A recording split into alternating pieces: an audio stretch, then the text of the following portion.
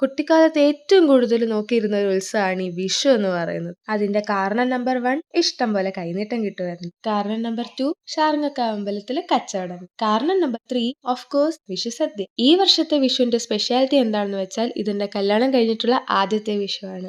So ഇത്തവണത്തെ വിഷു ആഘോഷിക്കുന്നത് ചേട്ടന്റെ വീട്ടിൽ. ഞാനും എന്റെ നാത്തൂൻ ആരതിയും കൂടി ആരതിയുടെ കൂട്ടുകാരുടെ വീട്ടിൽ പോയി. കൊന്നപ്പോൾ ഞങ്ങൾ അവിടെ നിന്നാണ് പറിച്ചത്. പിന്നീട് ഞങ്ങൾ കുറച്ച് അഡ്വഞ്ചർ ട്രിപ്പായിരുന്നു. കണ്ട തോട്ടിലും മേട്ടിലും ഒക്കെ ഞങ്ങൾ കറങ്ങി നടന്നു കുറച്ചു നേരം. Morning light so bright, guiding me through the day.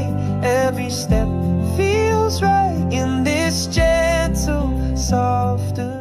പിന്നീട് അവർ രണ്ടുപേരും കൂടെ എന്നെ പാറക്കുളം കാണിക്കാൻ കൊണ്ടുപോയി. പക്ഷെ എനിക്ക് ഭയങ്കര സങ്കടം അത് കണ്ടപ്പോൾ തോന്നിയത്. എന്ത് നല്ല സ്ഥലവാ, പക്ഷെ വേസ്റ്റ് കാരണം ചീത്തയായിട്ട് കിടക്കുക. പിന്നീട് ആരതി ചാടിക്കുറെ മാങ്ങ പറിച്ചു. ഇവളൊരു കില്ലാടി തന്നെ. സന്ധ്യ കഴിഞ്ഞപ്പം ഞങ്ങൾ രണ്ടുപേരും വിഷുക്കണിക്കുള്ള കാര്യങ്ങൾ റെഡിയാക്കാൻ സ്റ്റാർട്ട് ചെയ്തു. ആരതിയുടെ കുറച്ച് ആർട്ട് ആൻഡ് ക്രാഫ്റ്റ് ആണ് നിങ്ങളിപ്പോൾ കണ്ടുകൊണ്ടിരിക്കുന്നത്. പക്ഷെ സംഗതി കൊള്ളാം കേട്ടോ. അങ്ങനെ ഞങ്ങളുടെ വിഷുക്കണിയൊക്കെ ഞങ്ങൾ റെഡിയാക്കി. Happy Vishu all. ടാറ്റാ.